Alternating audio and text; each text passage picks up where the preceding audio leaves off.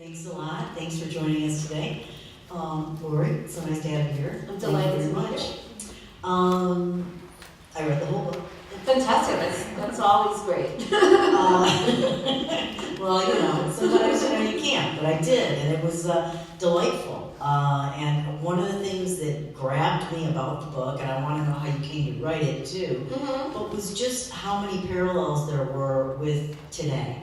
The superhero thing, the kind of the reality TV sort of approach they took to writing about and covering this amazing event.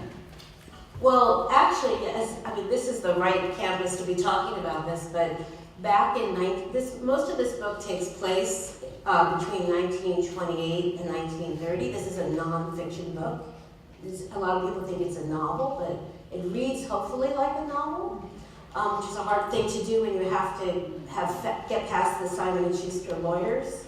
You can't make up anything. But Bird in 1926, 2 years before, was probably the most well-known American. And as many people know, he went to the North Pole first, but that was a little bit dubious if he was in a plane. Whether or not they actually got to the North Pole has always been up for discussion. And that was very early on. People at the Explorers Club in New York started to tease him about it, and it got into the papers. So he decided that he should really keep his legacy going. And in 1927, there was the Ortiz Prize, which he was a shoo-in to win, except that his plane broke down, and an unknown American named Charles Lindbergh won, and he suddenly became the most famous American. And at this point, Bird had a parade down Broadway in New York in 1926. They loved parades in the 1920s, and they gave him a parade for losing after Lindbergh's. But it was a pretty big parade, but nothing in history will ever top Charles Lindbergh's parade. But in 1928, he didn't want his legacy to be, or in 1927 even, at the end of he didn't want his legacy to be forgotten. So the story of the Antarctica expedition has a lot to do, yes, it was a science expedition, but also there was this whole question of Bird wanting to keep his superhero status, his legacy, and that was part of the genesis of the expedition. And that's part of what I found sort of interesting. This is following the path of one young man, but of course the other main character has to become Admiral Byrd. So tell us now, how did you come upon this story? It seems like the Boy Scout who got to go would have been, the more obvious. Well, for those who don't know, there was a young man named Paul Seibel who was a Boy Scout. He was not really that young. He was 21 years old. He was 6'2". Eagle Scout. Okay. Yeah. But he was selected from every Boy Scout in the United States applied. This was a big thing that Bird was going to take someone for publicity. There was a book deal with Putnam. And there were a certain amount of slots, for this was primarily volunteer expedition, and some people, I have the archivists here, so I have to be really careful with my numbers, but there were some people said there were 40,000 people applying with mail sacks, or 50,000, 60,000, but there were really about 60 people going to Antarctica. A lot of prominent scientists were going, but who else would the crew going to be? And if you think about that, what is the chances of a 17-year-old boy who lives in the Lower East Side, who's the children of immigrants, to get to go to Antarctica? But Bird was, speaking of superhero status, Bird was his hero. He had, during school, gone to the 1926 parade, or I think he might have not been allowed to. It was 1927 one when he lost to Lindbergh. And he kept scrapbooks about Bird, and he studied Bird like a beat reporter, and he knew as much as the reporters. And the other thing that is really interesting about this era is that you think about the newspaper coverage, like the New York Times and the other newspapers around the country. They were not, if you want to talk about fake news, there was not so innocent.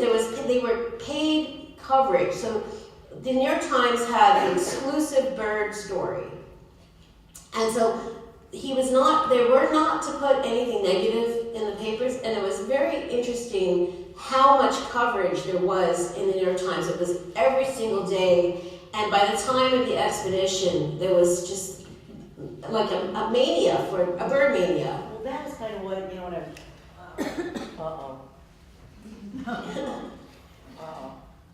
that's kind of what I meant, you know, one of those parallels I was talking about. Sure. Because we think of everything being named for something. Right. And they, you know, everybody had a piece of this. The newspapers, yeah. the booze companies, you know, the cigarette companies. Oh, everything, this, if you look at the 4 expeditions that Byrd had to Antarctica, the first 2 were not covered by the United States government, and the first expedition in particular was a master class in how to raise money. Everything on that ship was basically subsidized. The Chesterfield cigarettes that every guy had, even down to the butter, so everything was covered. And also Byrd had taken business courses on marketing. And he was a master promoter. He was an exceptionally good-looking man. A lot of women had crushes on him, men too, I'm sure. There were a lot of women. This is also the 1928, so Amelia Earhart was already in the mix. And one of the most fascinating things, which I'm sure we'll talk about later, was what was hidden in the archives here in Columbus. Who was trying to get on this expedition? It wasn't just the male fans. There were also women who were determined to go, and young girls who hero worshipped and wanted to also have a life of adventure. Well, tell us how you found out about Billy Garunski. So this is a great... His name was constantly misspelled, and that constantly, and that's one of the ways I was able to widen the story, is figuring this out. Just to give you a little background about myself, I'm a documentary film director and producer, but I also, when I was younger, wrote wacky novels. I published very early, and then I was so young that I got pushed into chick lit. And I don't know if you remember Bridget Jones' Diary.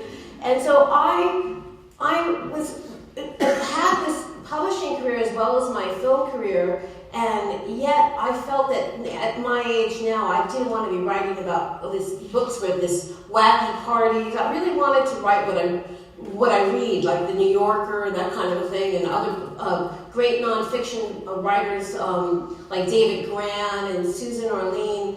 And I didn't know how to do it, because once you write a certain book, you're sort of branded, and I was told by my agent that I said I want to write for The New Yorker and I want to write this big nonfiction books, and she said, well, that's not who you are, and you take what you get, and you can get so I changed agents, and but I couldn't figure, and I realized that I got a lot of press on documentaries for big stories, and what if I could combine that background?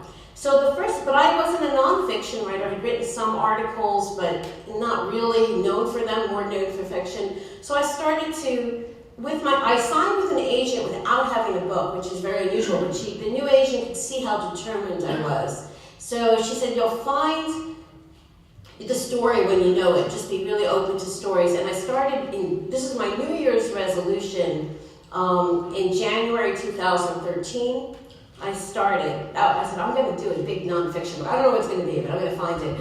And I started to write articles, little pieces, just to start getting clips and the experience of researching it. And I took a $200 blog story for a local New York blog that paid. And one of the things that I was covering was the Lower East Side and the East Village. And I'm going to stop and tell you, this is very important. My high school English teacher was Frank McCourt, and he was also my mentor. Wow. And I had him for 5 classes. I kept slipping in. I slipped into every class, and he's like, you again. But his big advice to me was always that you already have a PhD in your neighborhood. You know, you don't really, so start in your neighborhood, look in your neighborhood for stories, but you understand things that other people don't. So I'm a secular Jewish New Yorker, and I decided to write about the history of the Polish Catholic Church in the East Village, which was the first Polish Catholic church in the United States. So I thought it was an interesting story because there was discrimination, which is why it started. So I got this blog post on the history of the church, and I started to go onto the NewYorkTimes.com, and one of the first hits, there weren't many hits on the church, it was on the St. Stanislaus Church in the East Village, which was the old Lower East Side. And I see a story that says, 500 kids marched from Tompkins Square Park to City Hall to greet the Polish stowaway kid. And I just thought, gee, this sounds like a big story that I'm looking for. But I couldn't find very much, and they spelled his name in a certain way. And I have a few Polish friends who say no one ever spells their name right in print. And I just thought, well, in 1928, they probably wouldn't spell it right. So I put in a couple of guest spellings, and a few more hits came online. And I went to the New York Public Library, and I went to their research, and some hits came online, and I used some archives like newspapers.com, but I really didn't have enough. And I know from documentary making that to tell a big story, you really need access to the story. So I put on my documentary maker's hat and said, I need access. How am I I'm going to try to find a descendant. And this is a true story because I have this framed on my wall. I made a giant chart of every Goronsky and Goronsky in the United States, primarily focusing on the East Coast, because I figured if he had been to Antarctica, he'd probably be near the water. And I had 200 people on that sub-list, and my husband was working at home and looking at me laughing like that. This was not going to work. And I took a giant cup of coffee. I love coffee. And I just said, I'm in. And I called the first person on the list. And by the way, this stowaway jumped into the Hudson River to reach the boat. The boats were leaving from New York City. So my first call was, hi, I'm a writer, and I'm trying to find a descendant of a kid who jumped into the Hudson River and swam to Antarctica in 1928. And that hang-up came really quickly. And then you try telling this to people. I mean, literally, people were laughing at me. And I got to number 16. I have a circle. And I made my call. I did my spiel, but I didn't think anything was going to happen. It was an older woman with a Polish accent that answered. Now, Billy Goronsky was born in New York City in 1910, so I assumed his descendants would have an American accent, and I just thought this is someone who's immigrated from Poland. And I went through the very long spiel, and she was very elderly, and she just said, that was my husband. And I had a frizz on that you just had, and I just thought, oh my God. Oh my, and she said, I have everything. Come to you. And she was in Cape Elizabeth, Maine. So I called my agent and I said, and this, by the way, remember my New Year's resolution was January 1st. I actually signed with an agent in February. This was in March. This was really quick. And I don't know how to drive. I'm going to tell you I'm a native New Yorker. My friend Jonathan, who lives in Columbus, who's a professor at Kenyon, is here, and he knows, he can test I don't drive. He drives. He lives in Ohio now, right? So I took the bus to Columbus, to Portland, and then took a taxi to Cape Elizabeth, and she had scrapbooks and stories and photographs, and I mean, it was like an embarrassment of riches. And in the documentary world, that's what you call access. You lock down your story so you're not, I don't think anyone was actually looking for this stowaway kid, but I went back to my agent, and she went out to publishers, and I had 6 offers within a week. And all of a sudden, I realized I knew nothing about Antarctica. Nothing. So that was the beginning of my journey, is first to get the stories, then to start the research. And later on, took the bold step of actually going to Antarctica. But I can tell you that, and Laura, who was part of my research, Laura Kissel introduced us, was one of the big steps in my research. And from where I am here in Ohio State. in Ohio was a big chunk of my research that really filled in a lot of gaps. And all of this came together at the end of the book. And I can honestly say that I feel like I know more about, there's a gentleman who also used the Ohio archives named Eugene Rogers, who wrote a book in 1991 called Beyond the Barrier. And I'm actually friends with him now. And he said to me recently, he goes, Laurie, you're actually an expert on this. You gotta own that. And I went from the middle-aged mom in the laundry room to the expert on Antarctica. So so this is a story of how if you really are passionate about something, you can actually master the material. And it's good to know that publishers are still interested in a good old stowaway story and an underdog story. It's something that I don't know if we really have anything like that today. Well, the thing that's really fun about the story is that I'm actually going to also go to the Polar Center in Cambridge later in the year, and I've been traveling, and I don't think anyone really wrote about this story. I mean, if you want to get a good advance in publishing, you say Shackleton. Bird, people forgot about Bird, honestly. I mean, Bird was once the most well-known person, but one of the things about Bird is that he was a very careful planner. And careful planning doesn't make the most exciting stories that like ships, everybody drunk and ships with icebergs like Titanic. But the stowaway is a very exciting concept, that someone jumped in the water and then, as you'll find out, he wasn't the only one that did that. He wasn't the only one, and I think at the point where it really became a page turner for me is like, okay, he jumps in the water, and that was wow. And it wasn't the swam across the Hudson River, right? It wasn't the first time or the last time he would have to jump in the water in the course of this story, but it was the last time he jumped in the water to be a stowaway. Right. But he tried 3 times, and I went, wait a minute. They kept kicking him out, literally dragging him out at one point, and he kept going back. Well, one thing that happened is, so he gets across, the name of the ship that was the flagship for the expedition was the City of New York, which was originally the Sampson, but Bird was trying to get that New York City money. So he appealed to the radio state. Radio was very big at this point as well, and newspapers and radio. They said it would die. So he surely renamed the ship the City of New York to get New York, but everyone around the country was getting excited. And the reason for this expedition, was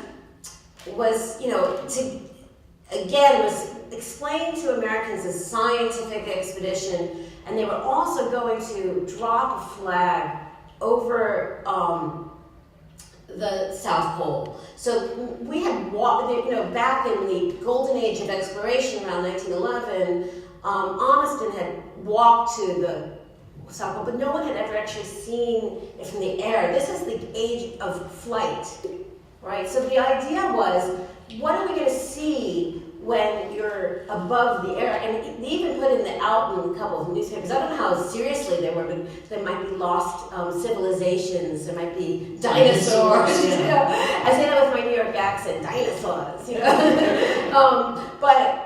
But that's what got everyone excited as well. But when Billy swam across the ocean and he across the Hudson, he thought, well, I'm going to be the only crazy person to do this. But when he got to the ship, he was there and he started to hear someone talking or noises, and there was another stowaway. He was Polish Catholic. There was a Jewish stowaway, a young Jewish man, and then they thought they're there hours, and someone says, "Stop talking, they'll find all of us." And there was another stowaway, and it was an African American man who was trying to be the first black person to Antarctica. There were 3 stowaways. I mean, how do you even begin this? And as crazy as that is what got Billy really into the press. because the story of the three stowaways was so good. They actually had parody articles around the United States about, dozens of stowaways popping up, and he was caught, and the first person to actually be told he could go was the African American stowaway for discriminatory purposes. They even, the New York Times had things like, they teased him out with watermelon. I mean, it's like shocking to read in the modern age. And the thing was that they sent him away, but there were 4 ships that were going on this cobbled together expedition. And there was a supply ship leaving from Brooklyn. He got on that, he got caught, but he then hitchhiked down. And here's where he got into some good luck. What did Byrd want the most from this expedition? He wanted publicity. And he got caught down in Virginia.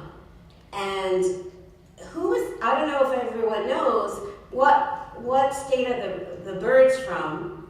Virginia, the Byrds of Virginia. And at that time, his brother was the governor of Virginia. And he said to him, when he got caught, he said, that stowaway kid is great publicity. Right. And it was his brother that is really interesting in terms of how this... He became part of the marketing plan. And Billy the Stowaway was huge coverage. And what's amazing to me is he was really well known back in 1928, and no one knows who he is now. And that's part of the story, why that story was lost. But I thought it was really interesting because no one was paid.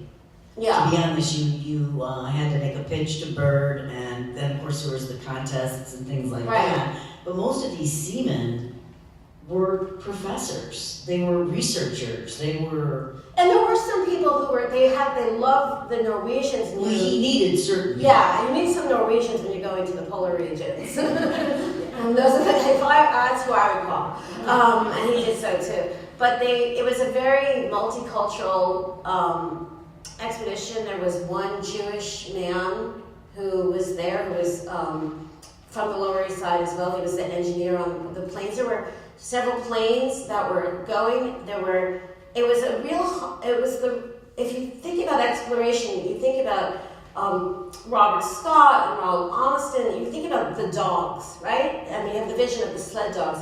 Now you have the aviation. This expedition was really right in the middle of there. So they had airplanes, modern for 1928, but they also had 100 dogs going to Antarctica. So this is like really this great moment in time. And they actually brought in, the man who was training the dogs had been in the Klondike Gold Rush, and he got his own book. Everyone had a book. If you didn't have a book out of this expedition, there's something wrong with you.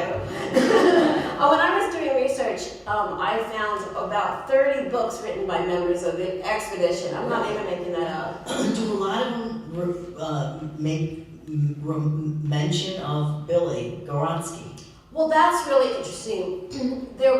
Byrd was not to be crossed. Everything had to be passed by his eye. The official book for the youth was going to be about the Paul Side-Bovism. But there was one book where most of the people were trying to do that sort of Antarctic adventure, but there was one man named Harry Adams who was Billy's good friend. He was second mate on the supply ship. And he thought he would do character sketches, which is a really different book than the rest of them. And one of the most colorful people on the boat was Billy Goronsky. And so that's where I got some really great stuff as well. What it was like to have him with and people say to me, Paul Seidel was a great student, and nothing against students, we're in an academic setting, but Billy Goronsky loved to flirt with the girls. They got to go around the world, and they're going to Tahiti. He was an art student in high school. He went to he was a bohemian, okay? And Paul Seidel didn't want to meet the Tahitian girls, and Billy Goronsky had nudes in his art class, and he knew about Paul Gauguin, and here he is in Tahiti, and so And he's playing, I have articles from the New York Times where they're playing poker on board the ship, and, who's in every scene? Billy. Like this, he's from Brooklyn or from Manhattan, and he's just this colorful, great character. And by all accounts, he was really funny. And they were playing tricks on him as well because he was the greenie. He was the youngest, and he was. This is how old was he? Well, he was 17, and then by the time he was able to go, it was his 18th birthday. But you had to have your father's release, and his father just thought this was nonsense. And what the hell are you talking about? Like, you're going to go to, so you couldn't, even not that his release would have gotten him a slot, but he spent the whole summer, right before the expedition left in August, the end of August 1928, just pestering his dad. He's a really great character, and I think that's when you're looking for a book. Even though Paul Seipel, if you don't know, went on to become one of the most important names in Antarctic history, but he was a really dry character. And so I had somebody say to me, well, why did you write a book about him? I was like, well, he's great if you're writing about science, but if you're writing an adventure story, it's actually interesting to take the character that didn't become that guy.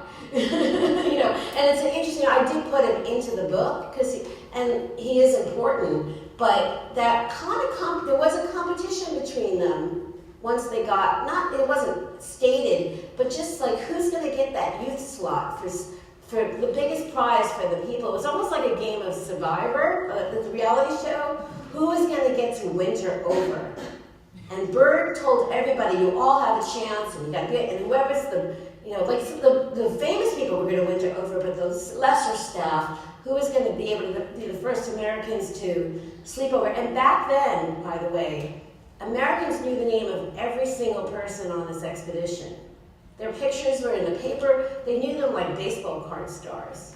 And so the idea of being there to winter over, you were going to be covered every day in the newspaper. Billy Goronsky did not make it, and as you mentioned already, Berg was methodical, and he was very practical about what it would take to winter over. Well, he did get to go back to Antarctica, but one of the things is Berg saw in him that he was great publicity. So he really wanted him to have, he was the first report, there was a man named Russell Owens who won the Pulitzer Prize for the New York Times covering it officially. He was having lots of fights with Berg because he couldn't say anything he wanted to say, but he would cover it as best as he could. But when Billy came back for the first year, he was sent back first to America. Then he was going to go back to Antarctica to pick up the people wintering over, but to do the Stowaway radio interviews.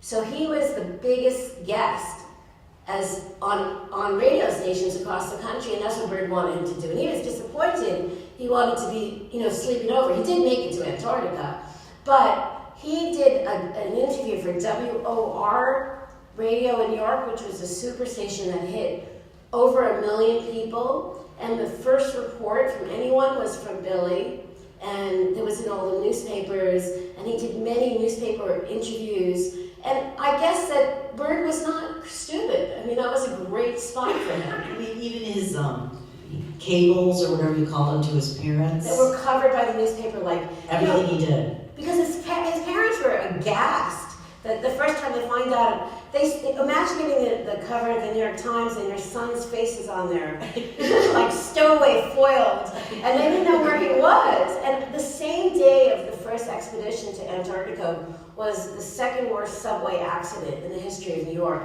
And it's sort of like the fires now in California where nobody knows where certain people are. Lots of people were missing. And Billy was missing, and he took the subway. So he was a New York City kid. My daughter takes the subway to school every day at 16. And they didn't know where he was. And he was stowing away. So the way they got the answer is getting the newspaper and seeing their son's face. So he wasn't exactly in their great favor. None of this would have happened if he wasn't a strong swimmer. And that was kind of a function of the whole Polish immigrant experience. His dad belonged to that club. Although, has anyone here have Polish ethnicity. Have you ever heard of the Polish Falcons? So Polish Falcons, which still exist, was a very prominent force in American and Polish history. Poland, when Billy was a little kid, Poland was not an official country at that point. It had been, and they were trying to make it a country again. And the Polish men across the United States felt that they had to keep their young men strong so that they could rise up when Poland was a country. And so many of them did this by swimming and working out, and they would swim in the pools in the East River, Coney Island. If you ever seen the footage when the guys go out on January 1st, the Polar Bear Club, those were Polish Falcons that started that. And by the time that Billy was 17, he had done many river swims. I have to tell you that my parents had kids late in life, and I have a 98-year-old father who grew up on the Lower East Side. So when I started to talk to him about swimming in the East River and Hudson River, he said, "What do you want to know? I used to do that." And that's where the kids used to swim. But the currents are very strong in the Hudson River, which is not really a true river, but that's another. That was why he was able to swim, because of this desire for the Polish Falcons. And his swimming became legendary on this trip. And there was some incidents, if you read this book, where people fell into the water. And among the people that swam in, that jumped in immediately, were Billy Goronsky. And then he got in Bird's good favor. Bird loved him for that. And that was something that was really interesting. It was a big deal that they returned with no fatalities. Right. And that's a big reason why, is because of Billy Goronsky. Yes, absolutely. And one of the things that was talking about going to Columbus is that I couldn't figure out why many of the men that he liked, there were men that didn't do so great, and there was the Medal of Honor, the Congressional Medal, and it was gold and silver and bronze. And you can kind of tell where you stood by where your medal was. I mean, the big guys all got, but the people who wintered over got gold. But Billy got a silver medal, which is a good thing for the Stowaway. You get the Congressional Medal of Honor.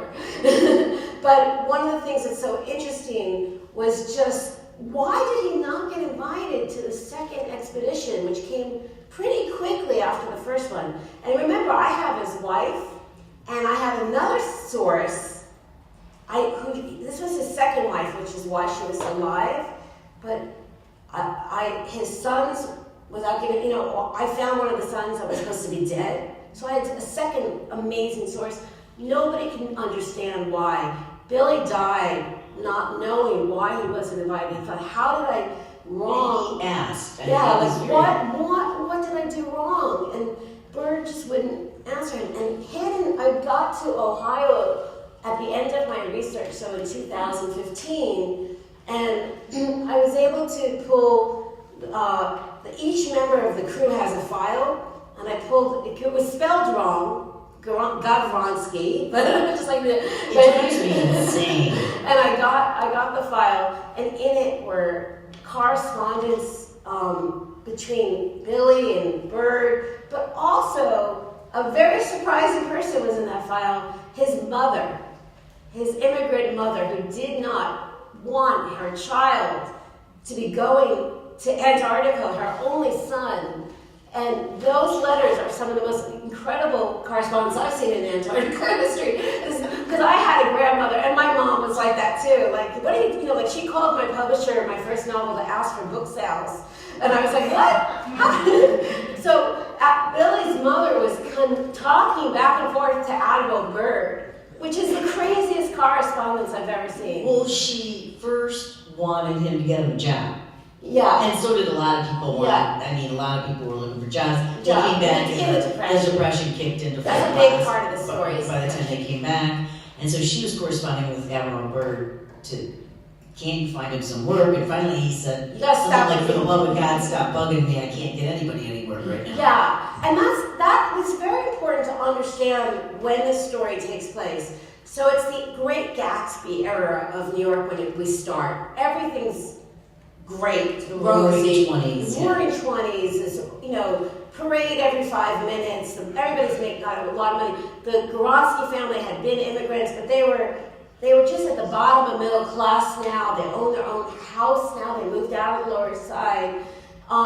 He had a furniture company. He was trying to be the interior decorator to the silent film stars. This was his dad.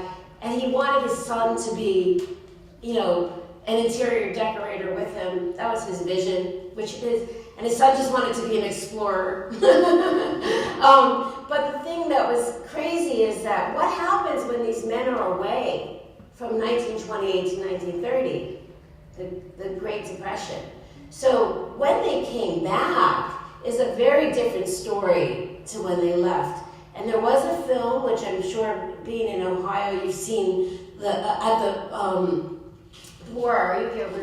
What's at the pole with Bird, or was it with Bird at the South Pole? And that was filmed partly because this whole the idea of a legacy, that in the North Pole nobody really filmed it, and then he lost the Orteig Prize. The idea was this time he was being advised by Edward Bernays, who was the godfather of public relations. He said, just film this thing. So they actually sent a crew from Paramount to the Antarctica expedition. They were members of the people who wintered over, and that was the film. And actually, to this day, it won the Best Cinematography Award, an Oscar, and there's no other documentary that's ever won the Best Cinematography Award. But that reason those cameras were there were to document the expedition. And when they dropped the flag, when they took the plane over.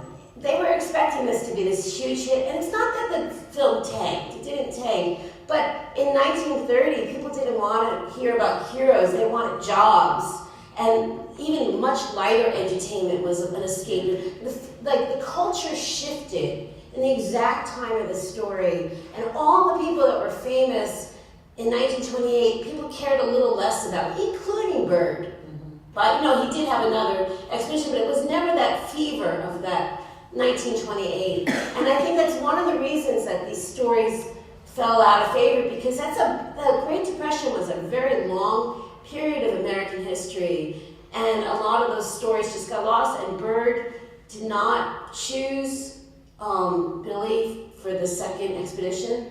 But that's, for me, and without the story of what he did do with his life is as interesting as because of that, because of that rejection and how one door closed can open up another door. He had an amazing life. Right. As a grown-up. The Merchant Marines, is where he finally ended up, But he couldn't get a job in the Depression, and what he could do was a lot of the people, the scientists said, listen, if you're going to have a career, you should really go back to college.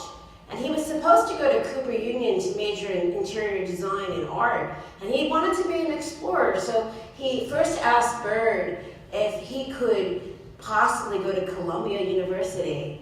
And Bird couldn't get people jobs, but he could write the letter of reference. And I think this is the greatest application in the history of college applications. That summer vacation, what did you do? I went to Antarctica. And your reference is Admiral Byrd. And we have, that, I actually went to Columbia University, and he was now the Ivy League stowaway kid. But his parents lost their business in the middle of his college. This was 1930. It was bad, but it wasn't so bad in New York in 1930. It was the Dust Bowl happening, and the Depression really took in around 1932. And the things got, my grandfather had a candy store that he lost in 1935 around the same time. People were losing their businesses, and he felt that his parents had eventually supported him, and he had to drop out.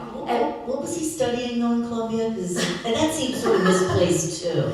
He wasn't quite focused, and he was like, I'll study zoology, whatever but Bird kept saying, listen, just calm down. Like, he was a very excited guy. But what he did, when he dropped out, he couldn't get any work. But what he did know, ironically, was from going to Antarctica and learning how to be a sailor under one of the most careful explorers of all time, Richard Byrd.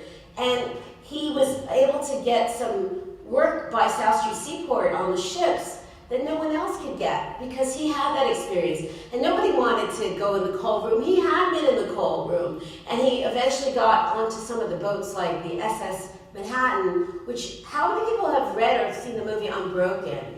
Anyone here? Which was an amazing, by Laura Hillenbrand. That was a very famous, the Manhattan brought the Americans in the Olympics to the Nazi Games.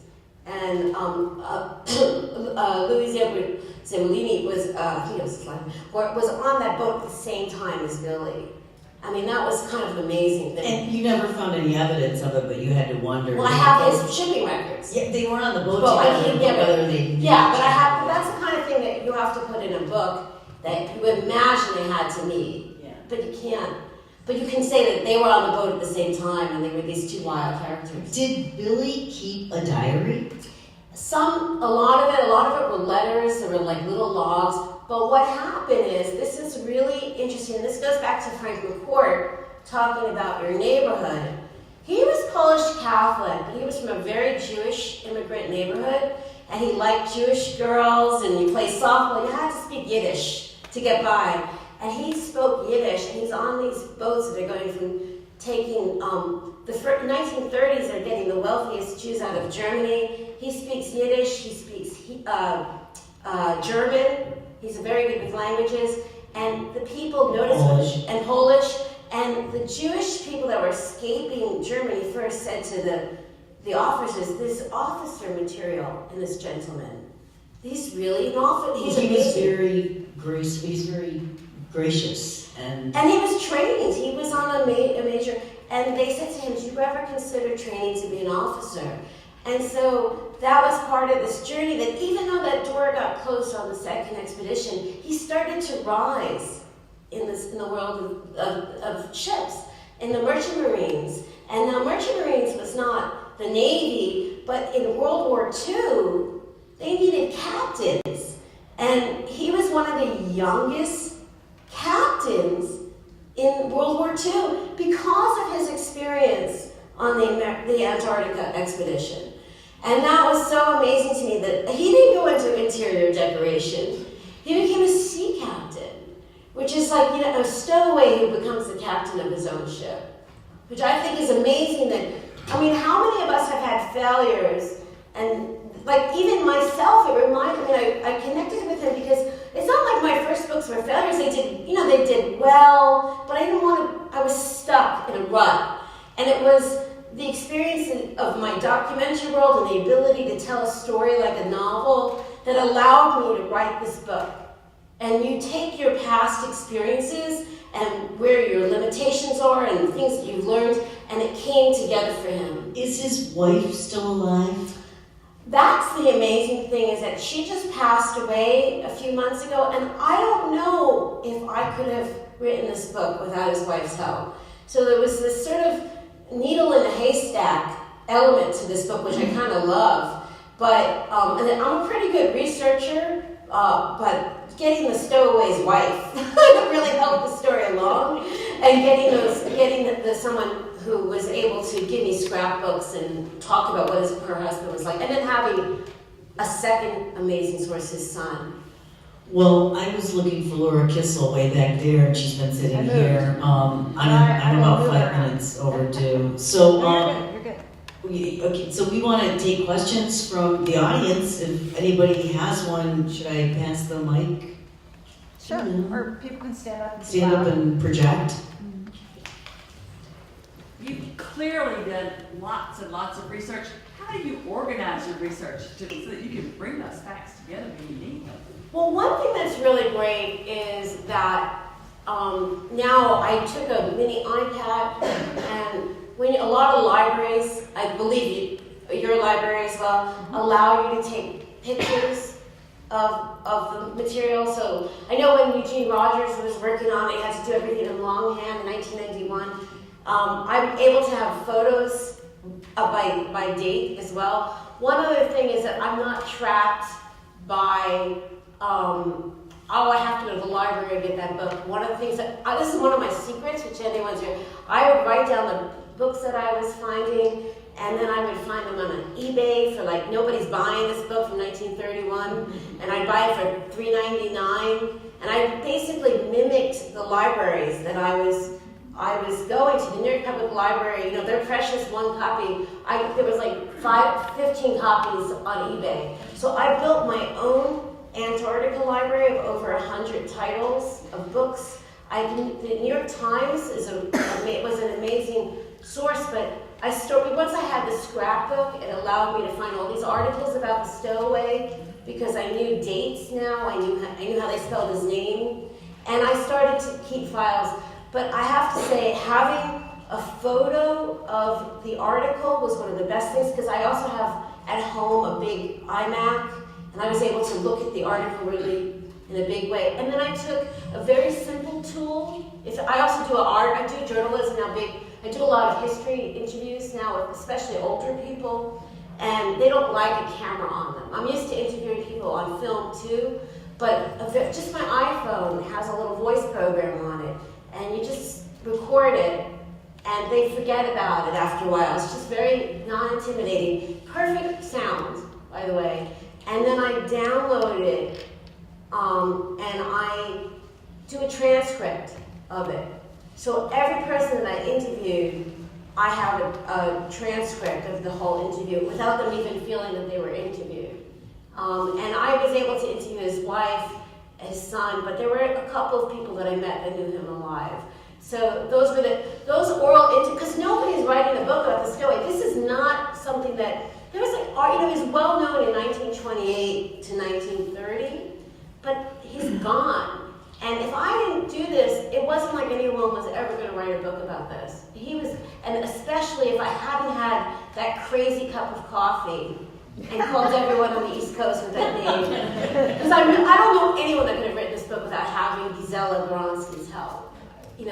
But it's very important to know that there's ways of mimicking, you need the library, and you need a librarian's expertise. It's very important to go to the library and see what's there. For example, I called Laura on the phone, and she said, well, I think we have a couple of things here. But when I got to Ohio, I had scrapbooks here.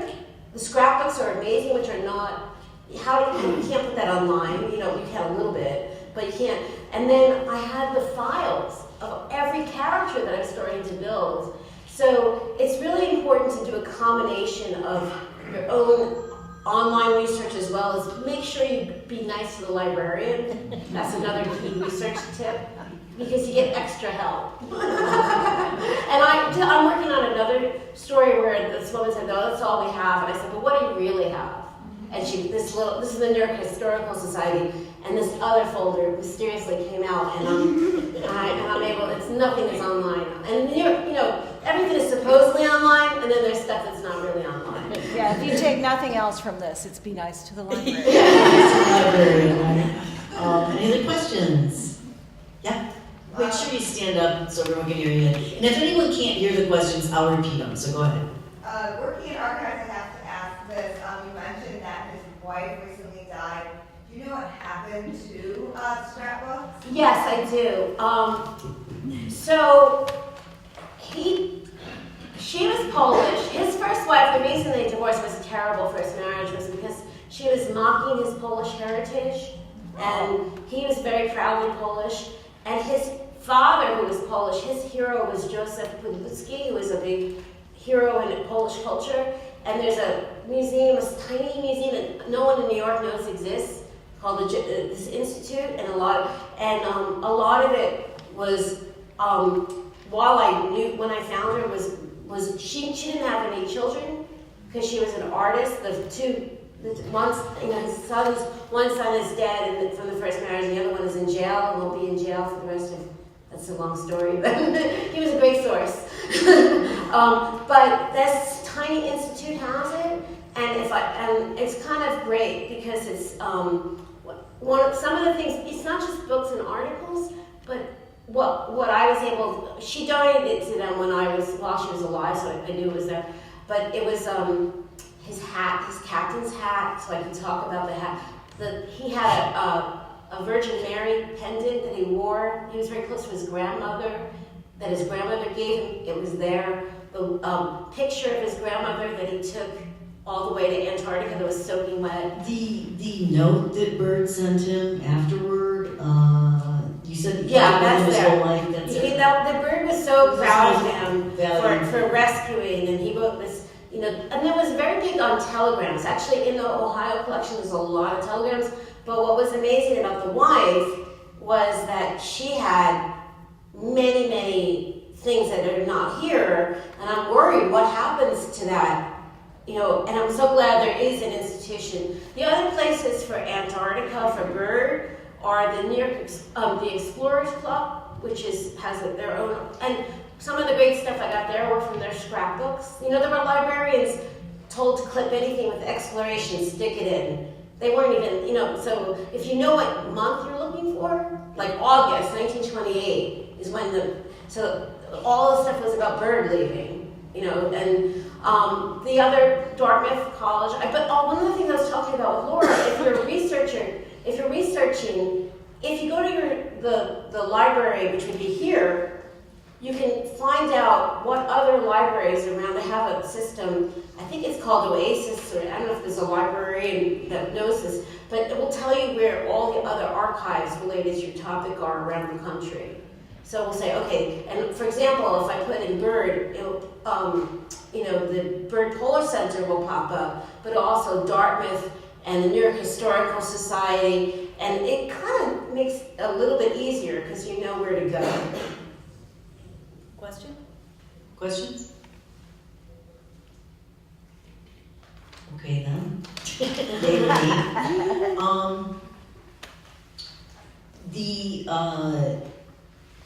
There's an interesting thing here that you mentioned, and I wanted to talk to you about it, that there's no official rule book for stowaways. Right. And how, there's no... Well, one thing, I want to go back to that conversation I had with my agent that I let go of, where she said that's who you are and you've got to write those chick lit novels. So one of the things that I told you my dream was to write for the New Yorker. That was really my dream. And after this book came out, I was contacted by the New Yorker to write an article, which I did. And so I did a lot of research on stowaways. And what's so fascinating, my article was about the stowaway craze of the 1920s. And what's so fascinating about that period of time is that they were like Instagram stars or YouTube stars of the day. And that's how people got publicity. And that was their chance. So if you go before the 1920s, people were stowing away to get into the country. They're trying to immigrant in. In the 1930s, the stowaways were really more like hobos, they were riding the rails, they were trying to get work and food. But in this crazy period of the 1920s, a lot of young people would stow away, women too, young girls that were trying to get deals with the Hollywood studios. And Billy was not the only stowaway. There were stowaways on the Graf Zeppelin, which was the sister to the Hindenburg. That stowaway became very famous. Billy was the only Antarctica stowaway that became famous.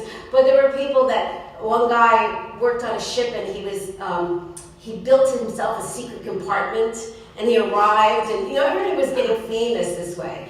And I thought that was really interesting, and I wouldn't have actually found that research unless I had started this.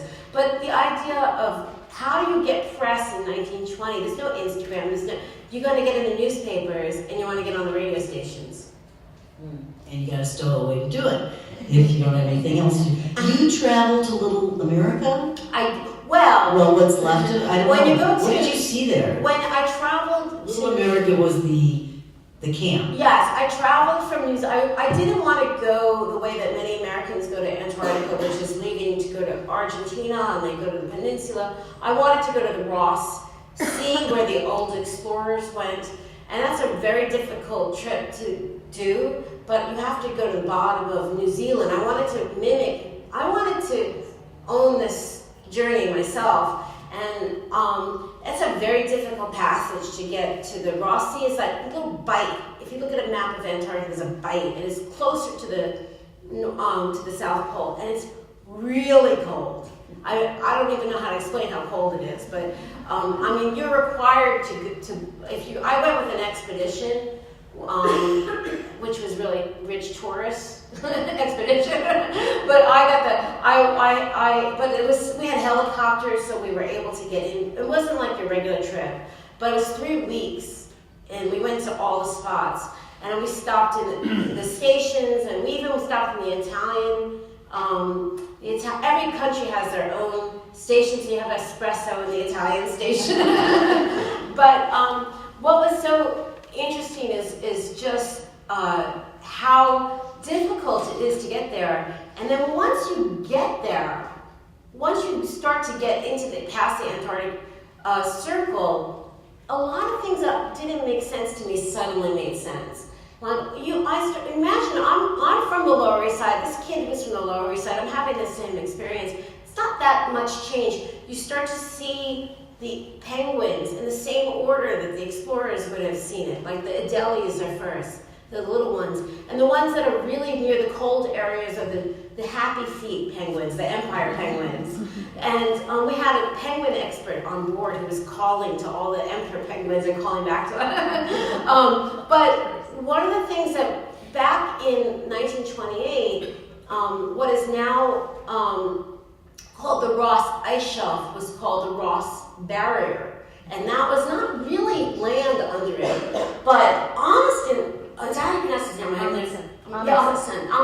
He was an advisor to this trip, because remember, he was the one to walk to the South Pole, and he told Byrd that you could actually land, you could build a little colony there. And not everybody believed it, but Byrd said, oh, if he's telling me that, I'm going to do it. So they built what is, in essence, the first a village in Antarctica, and they called it Little America to get that publicity. They had an American flag, there was a radio station that had its own call letters from Australia, and that's ice that's actually falling into the ocean at all times. It's not on the actual continent that's under land. But I got there, and when we were looking on the captain, you have to befriend the captain, the librarians and the captains. He let me look on the radar, and there was a little spot that was Little America, and it was squarely in the ocean.